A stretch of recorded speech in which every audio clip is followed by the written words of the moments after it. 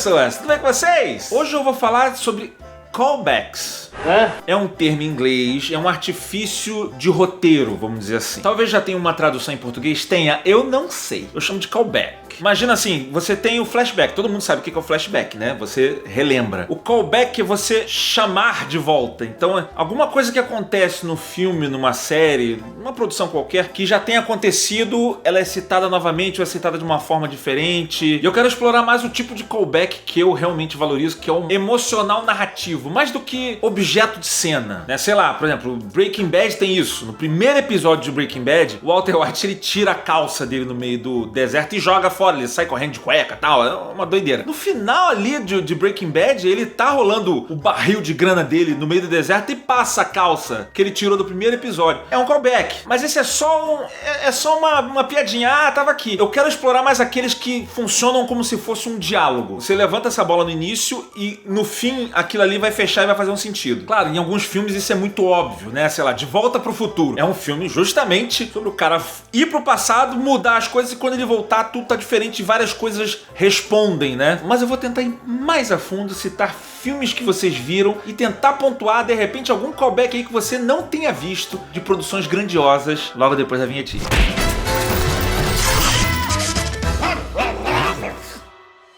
Bom, pra começar logo com um callback que eu acho que nem todo mundo sacou, e já pra vocês entenderem sobre o que é isso, desse lance da conversa que eu expliquei. Tem um que eu gosto muito no Vingadores Ultimato, que envolve o Tony Stark. Muita gente não notou nisso, né? Nesse diálogo que tem. O Tony Stark, depois que teve a briga com Thanos, metade do universo sumiu e tal, todo mundo meio que tentou seguir em frente. Tony Stark fez uma família, tinha uma filha e tal, e ele não queria entrar na briga mais uma vez, né? Os outros Vingadores vão lá, tentam chamar ele, cara, não vou, ele tem medo de estragar aquilo que ele tem, vai mexer com viagem no tempo, é uma complicação, mas a gente sabe, ele, como um todo herói que ele é, vai ficar com aquela pulguinha atrás da orelha. Ele começou a mexer lá, descobriu a bendita da viagem no tempo. E aí que começa um negócio legal. Ele descobre, ele fica empolgado e ele vai conversar com a Pepper Potts, né, que é a esposa dele. Preocupado em perder a família, ele fala, cara, se você quiser, eu largo isso tudo, joga esse treco todo pra dentro do rio, vou dormir e acabou. E aí a Pepper Potts, o que ela fala?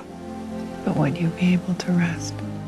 E aí ele fica naquela do pensativo, né? Tipo, ele não vai ficar em paz com aquilo, né? E aí, no final do filme, nós temos um callback para essa cena. Quando o Tony Stark finalmente cumpre o propósito dele, estilhaça o Thanos, né, com a luva, ele tá morrendo e ele finalmente salvou todo mundo. E aí vem a Pepper Potts e o que ela fala pra ele?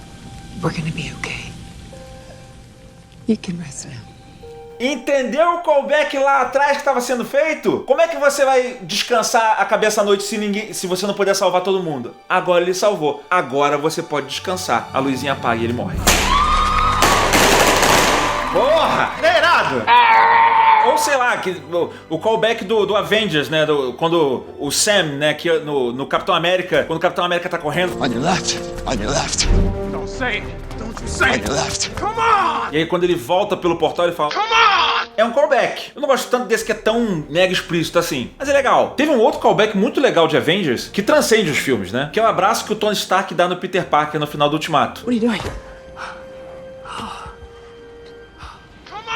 Você pensa, faz sentido com o filme, né? Ele voltou dos mortos, vamos dizer assim. Mas pra quem viu o filme do Homem-Aranha, vai lembrar da cena que o Tony Stark tava recrutando o Homem-Aranha, e aí eles estão no carro assim, e na hora que eles vão embora... It's not a hug. I'm just grabbing the door for you. We're not there yet. É uma cena engraçada, né? Mas mostra esse distanciamento do Tony Stark. Não vou te abraçar, garoto. E assim, esse é um callback que... Você não precisa ter visto o filme pra essa cena fazer sentido. Ela faz sentido independente. Mas se você viu o filme anterior, tem aquele gostinho a mais. Acho que nem todo mundo repara essas coisas. Tem gente que repara, tem gente que não repara. Mas é legal quando o filme, a série, seja lá o que for, faz essa conversa do início com o fim, que tá meio que entrelaçada com o desenvolvimento do personagem. Um outro callback que é bem entrelaçado com o personagem acontece em Matrix. Você pode falar que não é um callback, é um foreshadowing. Termos em inglês. Foreshadowing é mais você já tá vendo alguma coisa que provavelmente vai acontecer. Sei lá, Star Wars, né? O Anakin falando que matou os Tusken Riders. Eu matei todos eles. I hate them. E aí toca a música do Darth Vader, é um foreshadowing. A gente já tá mostrando antecipadamente uma coisa que vai acontecer depois de uma forma mais intensa, sei lá. Matrix tem um que é legal, que é a trajetória do Neo e o que ele fala com o Oráculo. Tem muito vídeo, site que já fez mega explorações de Matrix e já falaram sobre isso aqui que eu vou falar agora, então de repente você, Gaveta, já sabia disso. Tudo bem, mas nem todo mundo sabe. Quando ele vai no Oráculo e ela começa a fazer o mind game dela maluco lá, com ele, conversa e tal. I'm supposed to say, that's interesting, but... Mas eu não sou escolhido. Ela, não, desculpa, você tem um dom, mas... But it looks like you're waiting for something. E aí ele falou o quê? Your next life, maybe. Who knows?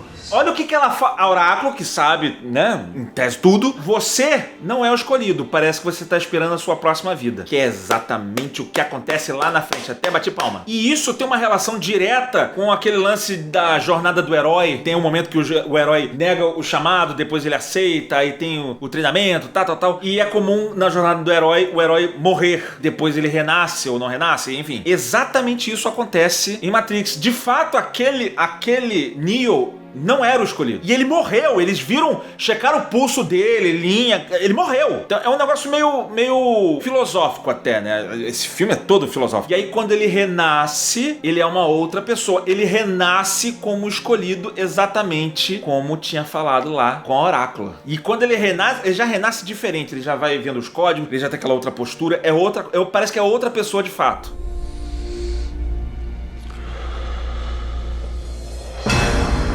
Esse callback ele é relativamente fácil de você prever, né? Mas pra você chegar nesse nível de escrita, né? Ou até direção, às vezes pode ser um callback meio visual, mas eu vou dizer que precisa de experiência do escritor, né? De escrever isso aí de uma forma que não fique muito cafona, vamos dizer assim. Mas também de treino, sabe? Ninguém... não, o cara tem um dom. Não, você tem que ficar praticando. As pessoas normalmente pensam que coisa de criatividade, que envolve criatividade, não envolve treino. Quem é criativo, nasce criativo. Criatividade se treina. O problema é que quando eu era mais novo, fazia faculdade, não tinha ainda difundido uma coisa maravilhosa chamada internet. Você pode fazer uma aula de escrita online. Aula de escrita criativa. E a melhor dica que eu posso dar é Skillshare, porque é uma comunidade de aprendizado online voltada para criatividade. Então você pode entrar numa aula como, por exemplo, do Daniel José Holder, que ele dá passo a passo de você montar uma estrutura de história. Você criar um personagem, um conflito, contexto e como você vai resolver isso. Muitas vezes as pessoas elogiam os vídeos aqui do canal Gaveta e falam, nossa, a Gaveta foi muito criativa, a Gaveta foi muito criativa. Mas a gente tem uma série de ferramentas, etapas, né, e coisas que ajudam a gente a criar. E só nessa parte escrita tem tanto estilo diferente que você pode fazer aula no Skillshare. Sei lá, por exemplo, você escreve pra web. O Jesse Forrest, por exemplo, é um que faz uma aula que te dá umas macetes pra você escrever bem, sem parecer muito cafona, né? Eu até tinha falado isso daí antes. Ou se você quer escrever piada, eu vou fazer uma piada de stand-up ou uma piada, sei lá, pra botar na internet, em stories, sei lá o que for. Tem uma do Jared Volley. Vai ensinando os macetinhos. Piada. Vai ensinando ali os macetinhos, cara, é irado. E aí você pode até pensar assim, Gaveta, você tá falando uma opção de nome de pessoas estrangeiras e tal, deve ser só falar inglês. Todas as aulas de Skillshare estão legendadas em português. Gaveta, mas eu quero fazer ilustração, pintura, desenho, edição de vídeo, produção de vídeo, tudo lá, tudo que envolve criação. Vai lá, Skillshare, se inscreve e faz as aulas pra você ver. De graça? Sim, você tem 7 dias pra fazer isso. Mas se você for uma das primeiras 1000 pessoas que clicarem no link que tá aqui no post, você vai ter um mês. Em um mês dá pra fazer muita aula. Até porque as aulas são curtas. Não é que, são 9 horas. Cara, a maioria tem 1 horinha, mais ou menos. A média é isso, 1 hora de aula. Por isso que eu tô falando várias aqui. Eu tô dando vários exemplos. Eu já fiz várias. Eu, se eu fosse você, aproveitava, sabe? No primeiro dia já pega, já fala uma lista de todas as aulas que você quer fazer. Cara, se você fizer pelo menos 1 aula por dia, 1 horinha por dia, dá pra fazer umas 30 aulas. Tu vai aprender muita coisa. Eu já tava fazendo aula de correção de cor, de escrita criativa, de desenho. Eu tava começando a querer desenhar, ilustrar alguma coisa, mas são só as 1000 primeiras pessoas. Depois acabou, corre e clica logo lá pra você. Conhece, Skillshare. Tem uns que são muito óbvios. De Volta pro Futuro. De Volta pro Futuro tem um que ficou muito famoso. Eu acho que esse é muito legal, que é o do shopping. Quando eles estão no shopping, Twin Pines Mall, e o Dr. Brown fala... Eu me lembro quando tudo isso era uma fazenda. Tudo isso aqui pertencia ao velho Peabody. Ele tinha essa marinha maluca. de plantar pinheiros. Quando o Marty volta no tempo acidentalmente, ele atropela um dos pinheiros, ele quebra os pinheiros. Meu pinheiro, seu filho da puta! Lá na frente do filme, quando o Marty McFly volta e vai ver a cena toda, ele para do lado da placa. E você vai ver a placa, tá lá, Lone Pine Mall, Shopping do Pinheiro Solitário. É um callback muito legal que passa meio... Nem todo mundo repara. E obviamente esse filme, a estrutura dele é um grande callback, né? Porque ele foi passado e mudou tudo. Ou mudou muita coisa. Então assim, é legal você vai vendo os personagens, cada um, quando ele acorda no futuro. Não só a casa tá diferente, tal, ele ganha carro, não, nem isso. Mas a irmã dele, por exemplo. No passado, quando a gente vê a irmã dele, ela tava tentando arranjar um namorado, ela tava querendo sair com alguém, não conseguia. Então como é que eu vou conhecer alguém? Quando ele volta, eu lembro que assim, eles estão com dificuldade pra anotar nomes de namorados dela. Um cara chamado Greg ou Craig ligou agora há pouco.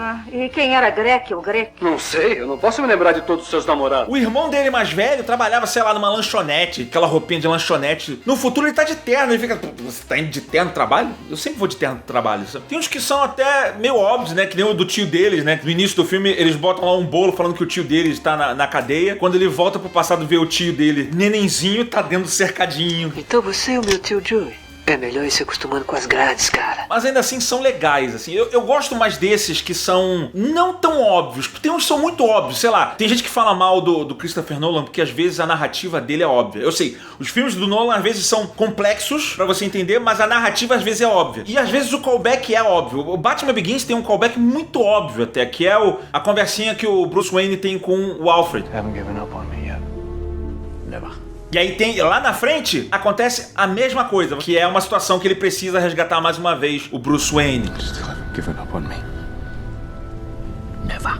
Pra mim, a frase, ela é um callback um pouco mais pobre. O legal é o significado, que na primeira cena significa tirar o Bruce lá do buraco, que ele caiu. Na segunda, eles estão descendo pelo buraco, né? Tem todo um significado. Você já se perguntou o que acontece no inverno? Never. Tem um callback que eu lembro, que toda vez que eu lembro, cara, é genial. É o like que você deixa no vídeo. Nossa! E quando você se inscreve, liga o sininho da notificação pra você receber updates de novos vídeos que estão saindo aqui do canal. Eu fico tão feliz quando eu vejo que as pessoas estão dando muito like no vídeo e ele tá sendo muito relevante. Eu sou capaz de explodir de emoção. Faz isso pra gente, aqui, da Gaveta Filmes, tá? Por favor. Uns que eu já não acho tão explícitos, eu acho muito legais, Senhor dos Anéis. São vários, mas tem dois que eu mais gosto. O do Gandalf é muito legal. A cena famosa, quando o Gandalf... A primeira cena de fala do Gandalf, que é uma cena icônica que virou aquele meme dele rindo e tal...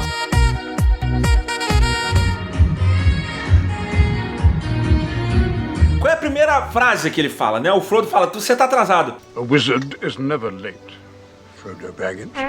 Nor is he early. He arrives precisely when he means to. E aí a risada dele soa como um escárnio, né? Ele tá tentando fazer uma pose e ele chegou atrasado. Mas no fundo a gente acredita que realmente é isso mesmo, assim. É um acaso que não é um acaso, né? Mas aí o que acontece? O Gandalf é traído pelo Saruman, de forma absolutamente inesperada pra ele. Fica preso na torre um tempão, tal. Os hobbits não sabem o que fazer. Era pra ter encontrado com o Gandalf em Bree, não encontra, uma confusão. Toma facada, foge. Eles vão se encontrar muito tempo depois, lá em Rivendell. E aí rola um callback muito legal, que o Frodo fala... What happened, Gandalf? Why didn't you meet us? I was delayed. É bem inteligente, é bem legal, não é tão óbvio assim, né? Porque tem gente que vê o filme e fala, eu me atrasei, o cara só falou isso, sabe? Não é só isso, ela tem um significado especialmente pro Frodo, que ouviu aquela frase lá no início do filme. E um outro callback que é muito legal é justamente Legolas e Gimli. No final, na última batalha, depois de tanta coisa, eles estão ali na última aliança, né? Pra tentar segurar o exército de Sauron, enquanto o Frodo tá levando lá o anel. I thought I'd die fighting side by side with an elf. What about side by side with a friend? I could do that. Essa frase ela não é tão simples assim. Ela tem um significado bom e ela serve como um callback já do primeiro filme, né? São duas raças que não se entendem de jeito nenhum, os anões e os elfos. I will be dead before I see the ring in the hands of an elf.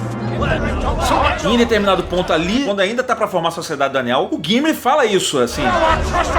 Por isso, no final, quando ele fala que tal você morrer ao lado de um amigo, tem tanta significância pra esses dois. Serve meio como um callback não tão direto. Mas isso tudo eu tô dizendo não significa que esses callbacks, eles... Então o legal é quando ele não é muito óbvio, muito explícito. Depende de como você coloca. Às vezes é genial. Toy Story fez isso. Quem está no comando?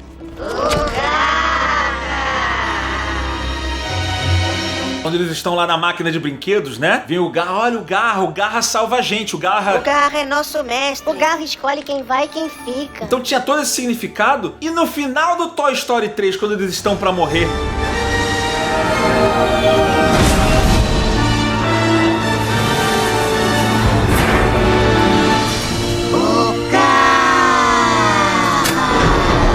mas é legal porque o contexto mudou muito. Não é exatamente a mesma coisa.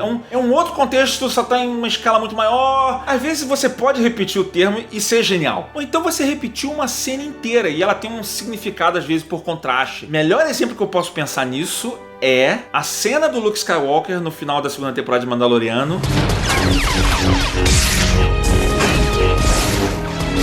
fazendo um callback da cena do Darth Vader no final do Rogue One.